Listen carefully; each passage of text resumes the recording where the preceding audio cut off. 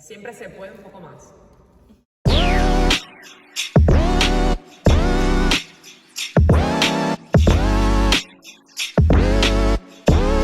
Estamos en un nuevo capítulo de La Primera y hoy tenemos un podcast muy especial, tan especial que por primera vez salimos de nuestro set y estamos en el Sinor.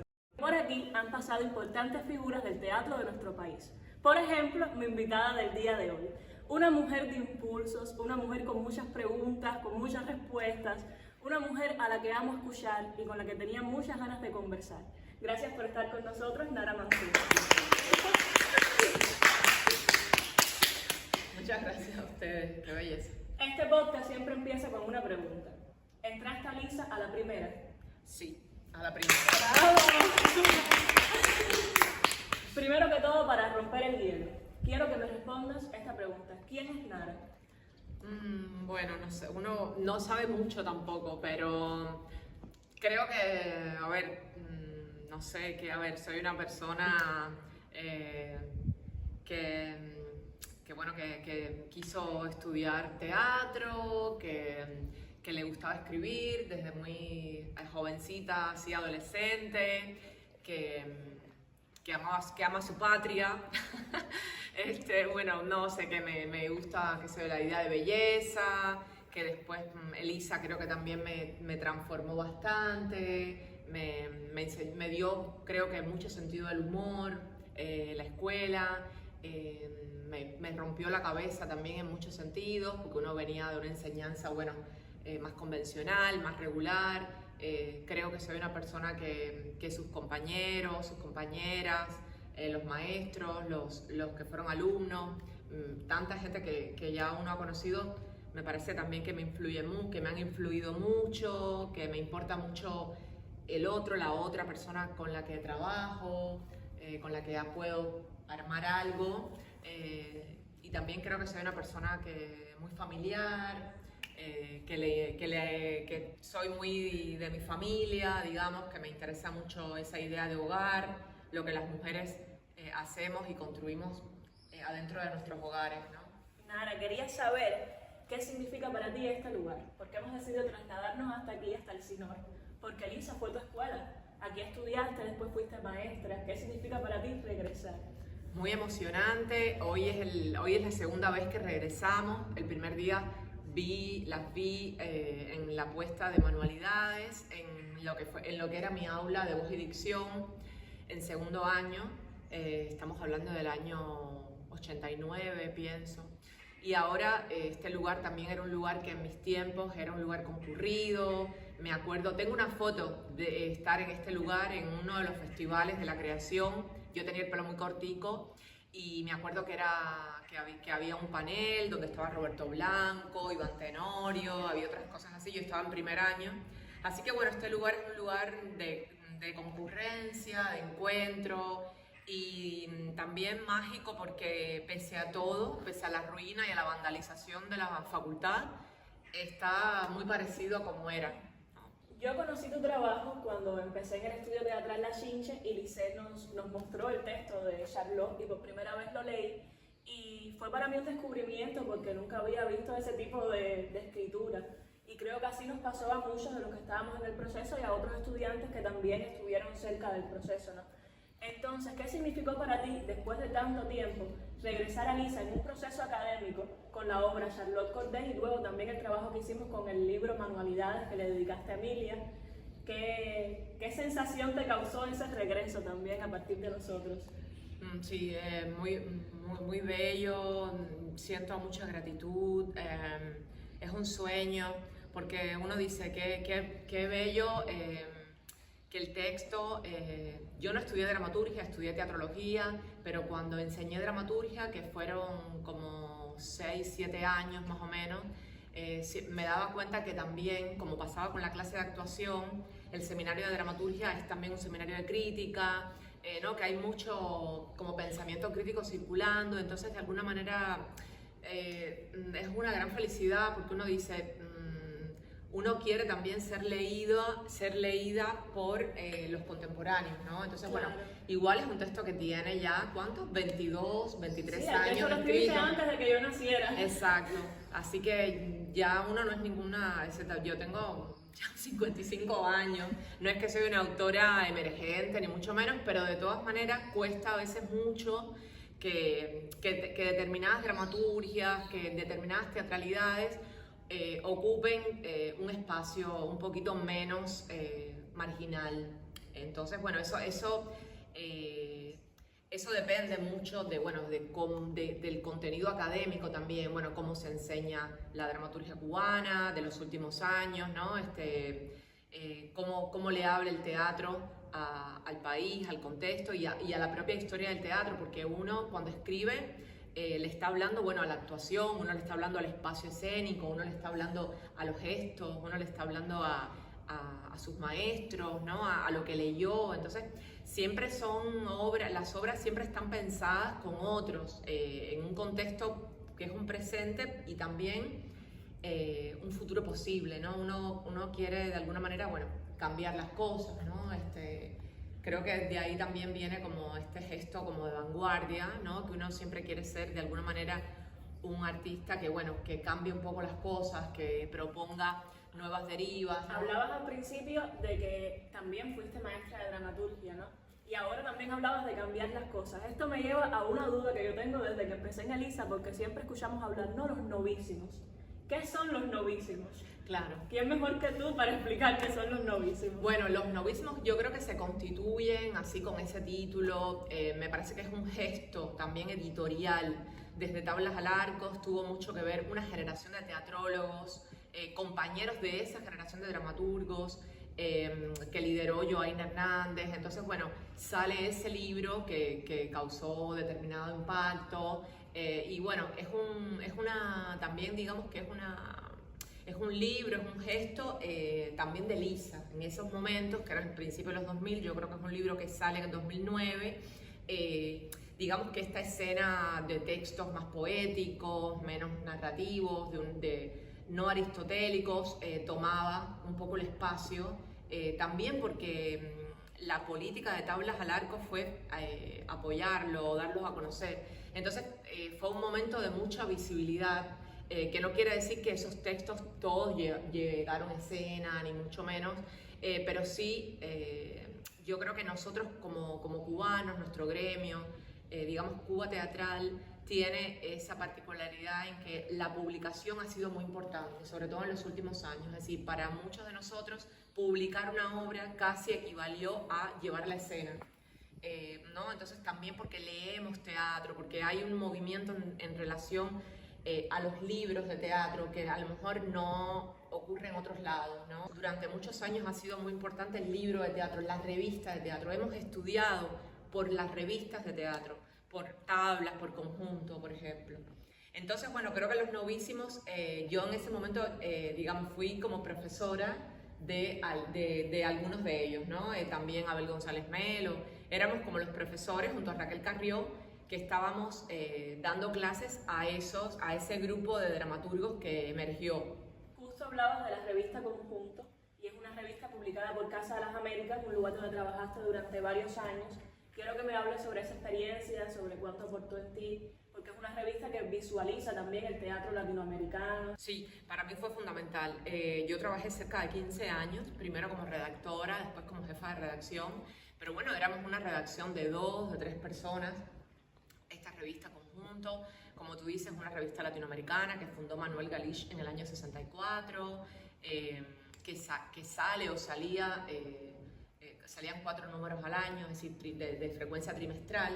Yo creo que la revista Conjunto, ese trabajo me hizo dramaturga, realmente. Yo creo que ese trabajo como editora me dio como la curiosidad, el impulso, la arrogancia tal vez, no sé, la rebeldía, no sé, la cuestión de decir, ay, yo creo que hay algo aquí que quiero aportar, porque yo empecé a escribir ya con 30 años.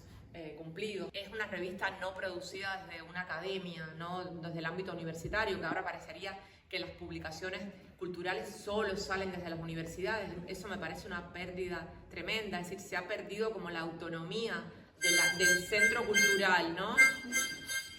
Ese sonido, interrumpe Ese sonido. un segundo, porque ese sonido en este podcast significa que llegó el momento de que cuentes un momento vergonzoso de tu vida. Ay, sí, un momento vergonzoso. Bueno, pensando en los momentos vergonzosos en este ámbito, ¿no? En esta edificación, yo creo que pasé muchos momentos vergonzosos en la clase de acrobacia, en segundo año. Nunca pude vencer cierto miedo o ciertas resistencias de mi cuerpo, ¿no? Al aprendizaje de la actuación y de la cosa física, ¿no? Entonces, creo que pasé muchas vergüenzas, como así, muchos momentos muy ridículos, de no poder hacer cosas que quizás no eran tan difíciles, pero bueno, había cama elástica, había que pararse de mano, había que hacer campanas, y bueno, yo era absolutamente un desastre, así que bueno, pasé unos momentos muy vergonzosos y mis compañeros se reían mucho. Nara, tu poesía es muy teatral y tu teatro es muy poético.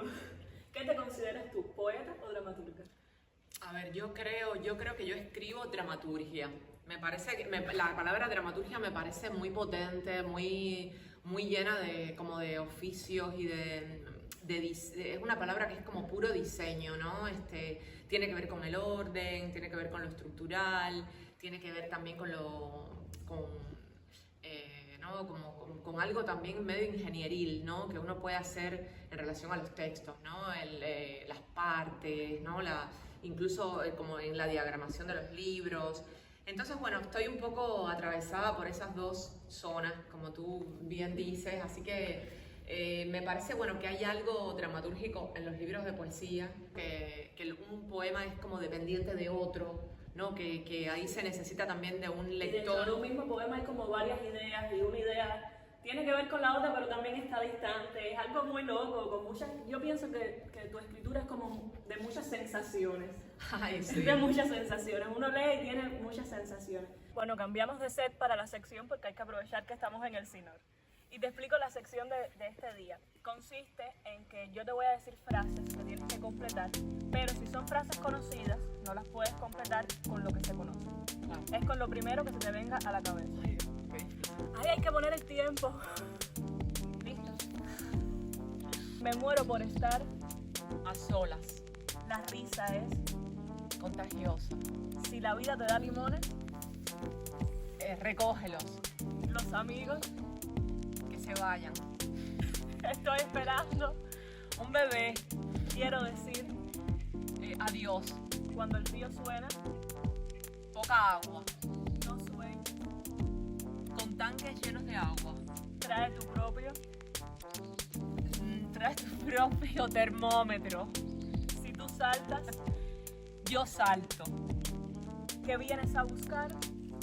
¿Qué vienes a llevar? Cada momento es. Cada momento es, cada momento es, cada momento es. La solución está. La solución está. En la solución. La cabeza piensa. Piensa y piensa y piensa y piensa. Mujeres para. Mujeres para ellas mismas. El mundo necesita. De las mujeres. Estamos aprovechando este podcast para que Nara nos dé un tour por el CINOR, que fue su escuela. ¿Quién mejor que Nara? Y ahora yo estaba pensando en que Nara es una persona muy sencilla, pero es una personalidad del teatro cubano. Entonces, cuando yo hablaba con Nara, o hablábamos con Nara durante el proceso de Charlo, que ella estaba en Argentina, yo me imaginaba una persona totalmente diferente. Y cuando la conocí en persona, me di cuenta que era una persona tan cercana, tan de verdad. ¿Cuánto crees que tu familia ha influido en la persona que eres? Sí, yo creo que mucho, yo creo que para bien y para mal también. Soy muy dependiente, fui muy dependiente siempre de mi familia, ¿no? de mi mamá, mi papá, mi hermano, mis abuelos maternos, ¿no? Ellos son personas maravillosas, son gente muy estudiosa, que amaban mucho la cultura, ¿no? Entonces ellos, creo que es un sueño también de la izquierda, ¿no? De lo que fue la belleza de los revolucionarios siempre, ¿no? Que en el arte, en la cultura está el conocimiento, ¿no? Que ahí está como, es la cuna también de uno ser una buena persona, ¿no? Entonces que ahí está todo, la ética, la belleza, ¿no? El trabajo, la investigación, la fuerza de voluntad, como que todo está como para probarse ahí. Entonces era, bueno, una familia, mis abuelos eran maestros, mi mamá también fue profesora de gramática, mi papá es médico veterinario, mi hermano se hizo ingeniero, así que bueno, qué sé yo, como tantas familias, ¿no? Creo que se valoraba mucho el estudio, digamos, ¿no? Y yo creo que di un poco la nota eligiendo... Porque eres la primera artista de la familia. No, en mi familia hay gente muy destacada, por ejemplo, Rosalía Boudet, Brocelianda son primas mías, primas terceras, Octavio Cortázar también, esto todo por la rama de mi mamá. Mi papá cuenta que tenía primas de circo, artistas de circo antes de la revolución. Entonces, bueno, soy algo así, como de esas ¿no? genealogías, pero sí, digamos que en el hogar soy la que así pero me parece que cualquiera lo hubiera podido ser, ¿no? Nara, ¿cuánto cambia tu vida? ¿Cuánto cambia tu escritura también cuando decides ir a Argentina? Cuando tienes a tu niña también, a la que le has dedicado manualidades, y creo que ahora también estás en un nuevo proceso de un nuevo libro que también va un poco ligado con manualidades. Cuéntame cómo cambió todo cuando llegaste a Argentina, cómo te sentiste. Sí, es difícil. A ver, yo había estado en Argentina antes, había estudiado ahí dramaturgia unos meses, había conocido al que después fue, bueno, mi marido, Guillermo Morraz. Añoré mucho, bueno, constituir así una familia con él, tener una hija, pero bueno, siempre también a la vez que se logran cosas se pierden, uno pierde también como una comunidad de trabajo, el teatro tiene una cosa que también, aunque sea universal, también es muy local, pero bueno, siempre son como zonas de pérdida y bueno, que uno también se constituye como una nueva persona también, ¿no? Pero bueno, me ha influido mucho porque... he estudiado mucho desde que estoy allí, así que todo lo que he producido está marcado por ese contexto, digamos, del que forma parte. Mi pullover hoy dice actriz, pero ¿a qué costo? Y entonces tú serías poeta, dramaturga, teatróloga, escritora, pero ¿a qué costo? ¿A qué costo, Nara? Sé que tienes una anécdota sobre una actriz y el texto de Charlotte. Ay, sí. Tan agradecida a ustedes, al Estudio Teatral La Chinche, por la versión, por todo el trabajo magnífico que han hecho de montaje, de puesta en escena. La verdad, lo que ha hecho Lisette Silverio y lo que han hecho ustedes es valiosísimo, lo atesoro. Ha sido algo así tan grande, ¿no? No tengo cómo agradecerles y decirles lo magnífico que han trabajado, pero uno siempre como dramaturgo o como escritor, siempre nuestro trabajo se completa con otro, digamos, no, por más que uno pueda decir el texto es autónomo, o ustedes pueden decir, bueno, mi partitura actoral, qué sé yo, es autónoma, se sostiene por sí sola, siempre tenemos ese otro armado, ¿no? Con alguien más, ¿no? Con esa convivencia, con ese encuentro, siempre estamos queriendo producir encuentros con otros. Y entonces, bueno, en esa búsqueda, cuando uno tiene un texto, cuando tienes el texto que lo acabas de producir o que la obra no es muy conocida, uno siempre como que lo pasa, le dices al otro, bueno, mira, tengo esta obra. Y yo me acuerdo que había una actriz interesada en esta relación, ¿no? de la Revolución Francesa y Cuba, Francia, Cuba. Y yo le doy a leer el manuscrito, bueno, en la computadora, ¿no? Y en ese tiempo, bueno, y en este tiempo, seguimos imprimiendo todo en hojas desechables, hojas recuperadas, también se decía. Y cuando ella me lo trae de vuelta, lo que me dice fue que le interesó más el texto que estaba detrás, ¿no? Es decir, que el texto de Charlotte Corday, poema dramático. Y que si no tenía el resto de eso que ella había estado leyendo, que no me acuerdo si era un cuento o algo. Así que bueno, nada, demoledor. Yo quiero aprovechar este momento en el que estás hablando de Charlotte para agradecerte, primero desde lo personal, porque creo que fue un texto que me hizo descubrir muchas cosas en mí, y luego de parte de todas las actrices, creo también de la directora del grupo, ¿no? De todos los que fuimos parte del proceso. Primero que todo por estar tan presente y luego por esa temporada tan linda en la que viniste desde Argentina y nos acompañaste, y fue un proceso súper lindo y que estuvieras presente lo hizo más especial. Bueno, ya tengo aquí estas cartas que tienen preguntas. A ver cuál es la pregunta que hoy tiene la suerte preparada para ti. Escoge una. ¿Te lo muestro a ti? Sí. Dice la pregunta que te tocó. ¿Cuánto tiempo aguantarías sola en el desierto? No lo sé, pero uno también me pregunto cuánto, no sé, que son esas preguntas que me parece que solo viviéndolas, ¿no? Que solo ahí lo sabría, ¿no? Tal vez esta pregunta puede servir de inspiración para un poema. Exacto, sí, para un proceso, claro. ¿Cuánto tiempo aguantarías? ¿O qué cosa sería el desierto, no? También es como para pensar, bueno, porque Podría seguramente... ser una metáfora. Exacto, en que la soledad, en este ámbito bellísimo de nuestra facultad, vandalizado, que es como un cementerio, ¿no? Estamos acá duelando, estamos en duelo, así que esto también es como un desierto. Como para ustedes, supongo sea duro regresar también y ver el Sinor también un poco destruido. Para nosotros también es un anhelo el algún día, por ejemplo, yo digo, ay, antes de graduarme yo quisiera dar clases en el Sinor, porque todo el mundo cuando entra a Lisa, una de las primeras cosas que le hablan es del Sinor, y más cuando va a estudiar teatro. Bueno, Nara, si tu vida fuera una película, ¿cuál sería el título? Tiene que ser una película como conocida, ¿no? Un título de una película. No. Inventar el título. Exacto.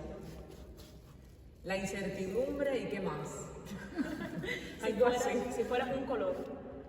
Ay, yo creo que como un violeta, un rosa rosa tierra, una cosa así. Si fueras un animal. Sería un gato, una gata. Un lugar del mundo. Un lugar del mundo. Una orilla. Y si fueras una frase. Una frase. Siempre se puede un poco más. Nara, ahora antes de despedirnos del podcast, quiero que nos dejes recomendaciones a los jóvenes, no sé, un libro, una película, una canción, lo que quieras regalarnos en el día de hoy. Bueno, yo creo me gusta mucho una serie que se llama 6 pies bajo tierra. Me gusta mucho, ¿qué me gusta? Me gustan el teatro de Heiner Müller, me gusta la música cubana también, ¿no? Me gustan mucho los años 70, las baladas, así como esa música romántica, de cabaretera, que ustedes, bueno, algo de eso incorporaron al espectáculo, las cosas así más como a veces quiche, ¿no? De nuestro, qué sé yo, me gusta el color, no sé, las obras de Amalia Peláez, no sé, me gusta eso también, me gusta la arquitectura, las cosas como, no sé, esto como edificios como estos, la naturaleza, me gustan mucho los árboles también. Quisiera saber nombres de árboles, que casi no sé cómo se llaman los árboles. Pero bueno, me gusta. Ahorita ustedes estaban hablando de Amistades Peligrosas. Me parece también una película como súper linda. Me parece muy bueno el buen teatro filmado.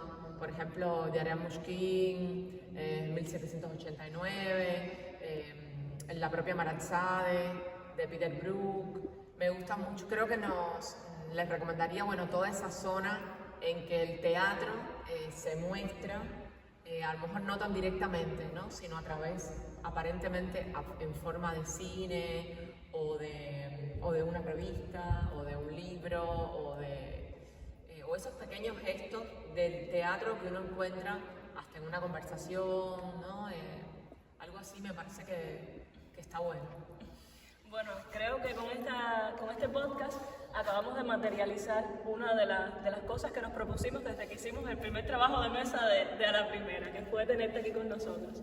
Así que gracias por dedicar tu tiempo a venir y nada, nosotros nos vemos en otro capítulo de A la Primera. Muchas gracias. Qué lindo y qué bello, qué todo qué inteligente. Muchas gracias.